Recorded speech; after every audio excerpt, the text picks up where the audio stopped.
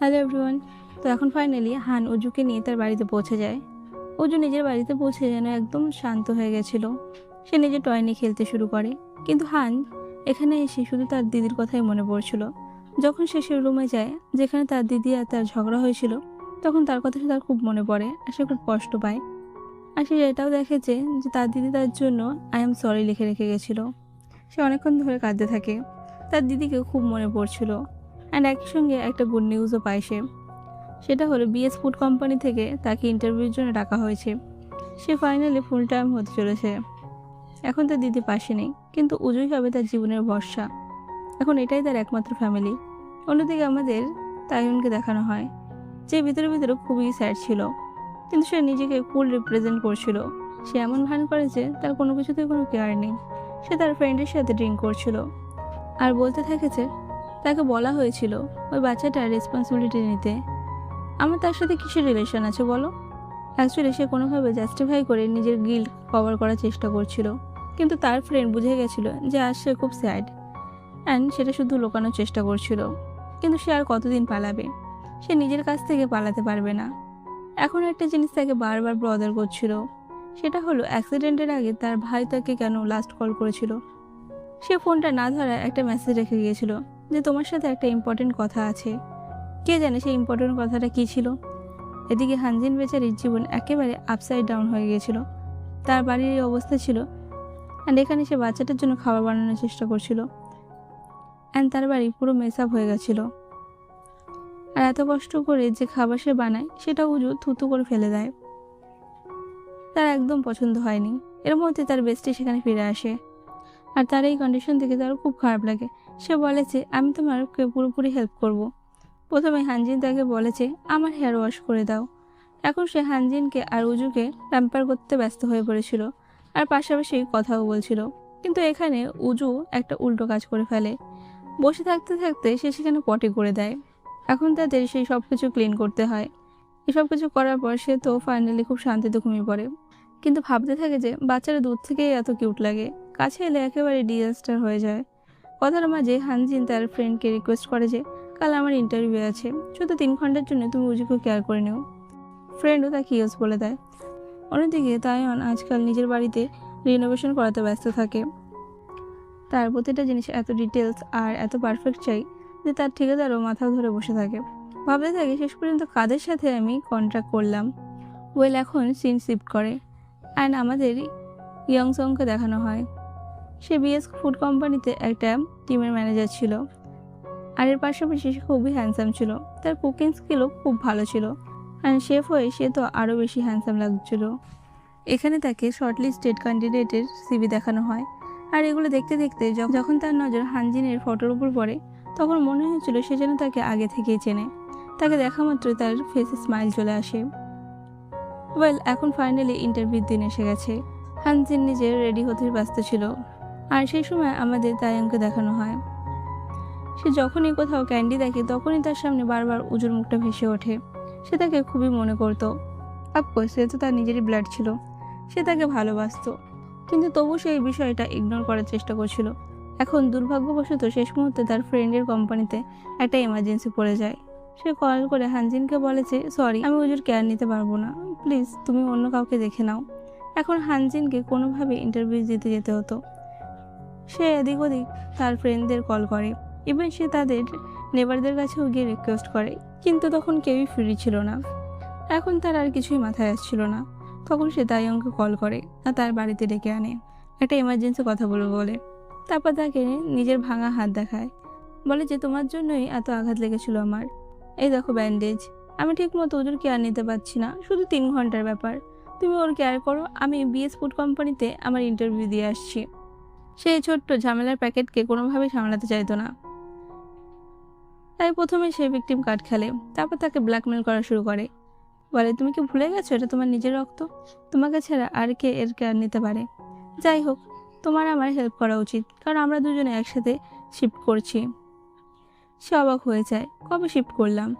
সে বলে ভুলে গেছো, 3 বছর আগে সেই ল্যাম্পের বাবল ল্যাব আমরা একসাথে শিফট করেছিলাম।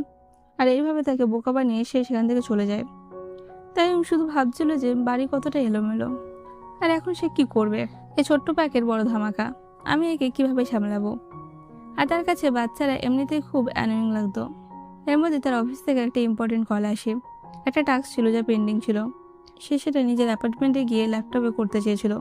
তাই সে বেবিকে তুলে নিয়ে নিজের স্টুডিওতে চলে যায়। সেখানে বসে থাকে, বলে যে কোনো কিছুতে যেন হাত না দেয়, চুপচাপ বসে থাকতে বলে। আর এটা বলতে উজু তার মুখে একটা চড় মারে। ওয়েল, এখন লাঞ্চের সময় হয়ে গেছে।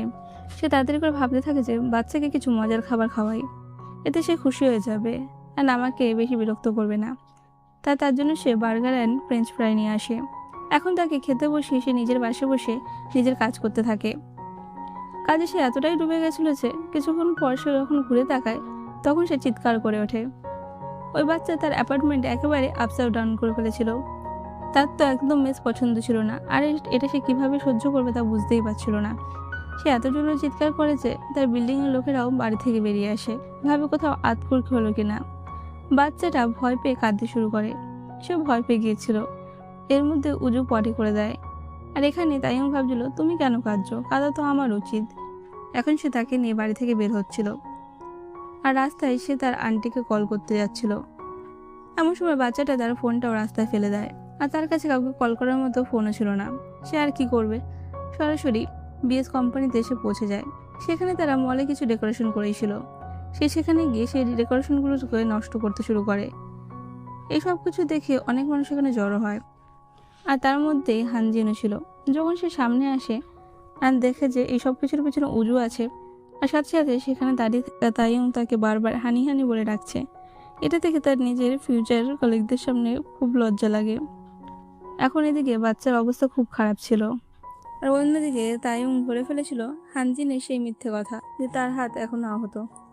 আসলে তার হাত একদম ঠিকঠাক কাজ করছিল। এখানে তারা দুজন ঝগড়ায় ব্যস্ত ছিল।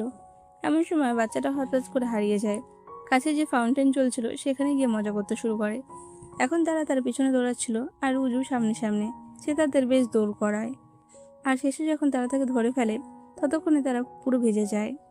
তাই তখন বলে, তোমরা মাসি আর ভাগ্নে একেবারে আনেও, আমাকে আর কখনো তোমাদের মুখ দেখিও না। তারপর সে নিজের বাড়িতে ফিরে যায়। নিজের অ্যাপার্টমেন্ট পরিষ্কার করতে শুরু করে। এই মেস পরিষ্কার করতে করতে তার রাত হয়ে যায়। অন্যদিকে হানজিনও বাচ্চাটাকে ভালো করে ক্লিন করে। পরের দিন তাইয়ংয়ের যখন ফোন ঠিক হয় তখন সে জানতে পারে আগের দিন অনেক ইম্পর্টেন্ট কল আর মেসেজ এসেছিল, সে সেগুলো মিস করেছে। আর সেই কারণেই তার বাড়ির কাজেও সমস্যা হয়ে গেছে।